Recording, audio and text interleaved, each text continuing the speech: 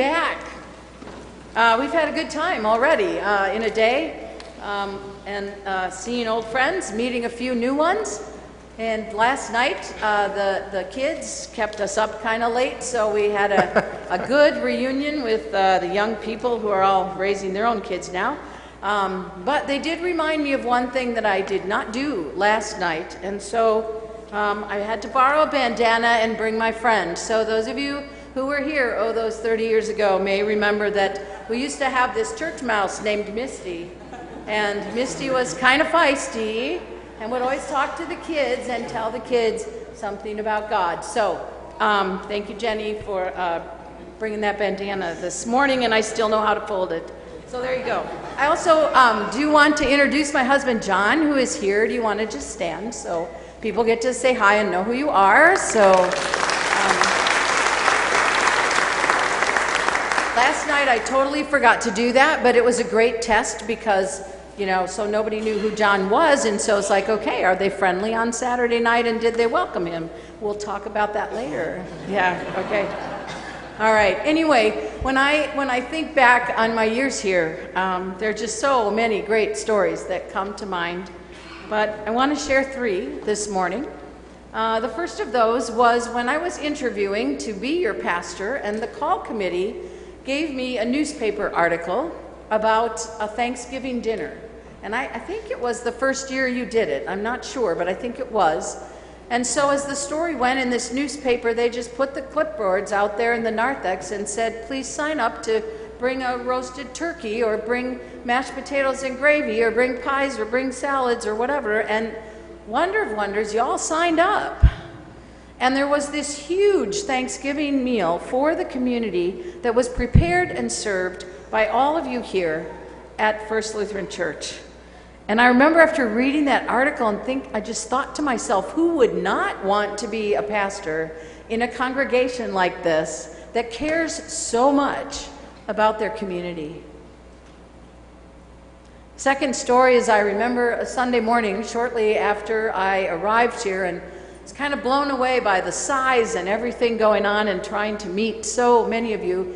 And Pastor Jessen stood up that morning and said, Beon will be arriving this week, and we need to raise $5,000 this morning to pay for his plane fare and some clothing and some other needs that he will have once he gets here. And I'm thinking, oh, okay, let's just raise $5,000 quick. And they passed the plates around, and if you were here back then, you know there was way more than $5,000 that appeared in those offering plates in that one morning. And for those of you who weren't here, Beon was a young man from Liberia, a boy who had fallen into a fire and was greatly disfigured by that. And so Ruth Earhart, who was a nurse in Liberia at the time, came home and told the church council, we're going to bring him here, and we're going to get him the surgeries that he needs so that he can go back home and have a decent life. What a congregation. All I could think of was, ask, and you shall receive. And then I also remember a very emotional day when I was here, 8/8/88. On that day, 3 women who were my friends in the parish all had cancer-related surgeries. And then a month later, yet another friend had a cancer-related surgery. And it wasn't long after that Sue Tesdall called and said, we need to go to lunch. And she said, we need to do something. And so out of that conversation, the Winner's Circle was born, which in those days became a support group for women in need of nurture, empathy, recreation, and spirituality. And so we got together, and there were at least 12 women who came to that group, who sat and talked and cried and laughed and helped each other get through their treatments as they were dealing with cancer. I was the only person in the room who did not have cancer or had not experienced cancer. But as many of you know, in 1994, after I'd moved to Rockford, I too was diagnosed with cancer. And so after calling our families, I looked at John and said, we have to go back to Iowa. And I called friends and said, I joined the club and I need you and we'll be there tomorrow night. And they all came. We were just humbled. They all came with their spouses, and the women and I were in the living room crying and laughing, and the men took John into the kitchen and sat him down and said, this is what you're going to go through, and this is what you need to say, and this is what you need to do. And then Ole Steyers gave me a little white teddy bear, which I still have, that had her phone number written on it, and her sincere gift, simply to call anytime you need to call. I have a lot of memories of ministry here at First Lutheran. And while all of these three stories, and probably all of them, are very different, there is a common thread that runs through all of those stories, and that thread is abundance. There is a sense of abundance in this congregation, an abundance of food, an abundance of generosity, an abundance of support, an abundance of love.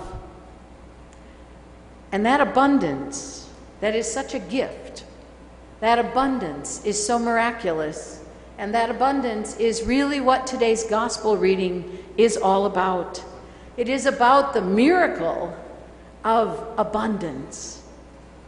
The writer of John's gospel, I think, really knows how to tell a story and to get his readers interested in what he has to say. He begins to tell this story by setting the theme and saying the Passover was near. For any Jew who heard this story, saying the Passover would immediately make them think of Moses and the parting of the Red Sea and God's promise to his people to feed them with that gift of manna in the wilderness as they wandered toward the promised land. John's story also reminded them of another prophet, a prophet Elisha, who years earlier had fed 100 people, miraculously. Only 100, not 5,000, but still was a lot of people. And he had 20 loaves of bread and a few ears of corn, and the person who gave him that food also thought, there's no way this is going to feed 100 people. But Elisha blessed it, and with God's blessing, it was more than enough food to feed all those who were there, and even to have leftovers. So John writes his story pointing out those things that would immediately make people think, Jesus must be related to these prophets of old. This Jesus must be like Moses and Elisha.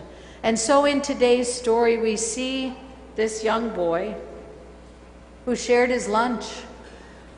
How amazing is that? He brought those 5 loaves and those 2 fish and gave them to Jesus. Never in his wildest imagination did it occur to him that that food could possibly feed 5,000 people. But it did. That young boy might not have ever thought that his gift was a gift of abundance, but you see, he gave all he had, and he gave it trusting in Jesus, and Jesus blessed it, and with Jesus' blessing, it was more than enough. It's amazing, don't you think, how God can take what little we have to offer and turn it into something absolutely wonderful. And that's because God's abundant love just keeps on giving. God desires to provide for our needs, and God desires to help us provide for the needs of others.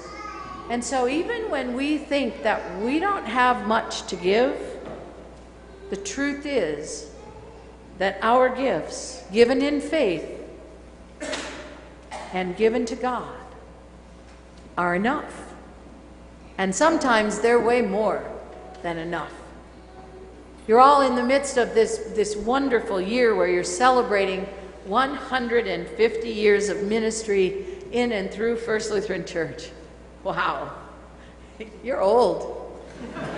You're really old. 150 years. That is a lot of years. And as you reflect on your past, you can't help but have memories that are all about the wonderful times that you shared your abundance, and that abundance that is yours made a difference to so many people, simply because in faith you shared your food, your generosity, your love, your support, and I might also add your laughter as well.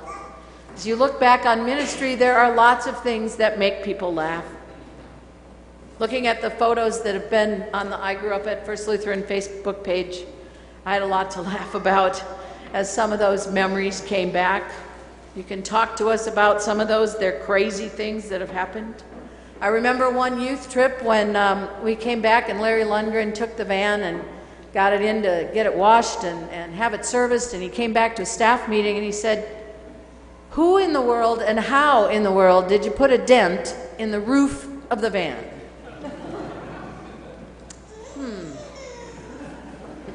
I wonder how that happened. Well, of course I knew, but I wasn't going to tell. But all these years later, we had a car top carrier on the van. And one of our high school boys just discovered that it was so much easier to just jump up on the roof and throw all the luggage out than it was to try and reach it from the ground. And so we kind of learned that if you jump on the roof of a van, you put a dent in it, you know? And then, of course, there are all those high school choir tours, and even if you never went on one, you were blessed to hear those homecoming concerts or to hear the choir in church during worship. And I went on one tour, so I was blessed to get to go on one. But I remember a lot of the stories, and one of my favorites was when they came back and Narita had this very cool hat that had arrows pointing in all kinds of directions, and that the kids had bought this for her, and on the hat it said, "I'm their leader. Which way did they go?" Ministry is that thing that is so filled with an abundance of laughter, generosity, love, support, and food. And I like to end with that because, you know, food is so important. Whether it is a Thanksgiving dinner for the community or a Saturday evening meal or cookies at a Sunday morning coffee hour or M&Ms and party mix at a Sunday school teacher's retreat, or food, any kind of food, it brings us together. It strengthens our bond with each other. It strengthens our relationship with God as well. And so today, as we read that well-known story about the feeding of the 5,000, one of the few stories about Jesus that is in all 4 of the Gospels, so we know this story mattered. This is a story to remind us of God's abundance and God's love for his people. This is a story about God's ability to take our gifts and to bless them so that they will be more than enough. We live in difficult and challenging times. We see hatred, we see name-calling, we see mistrust of our government, our news, and our public servants.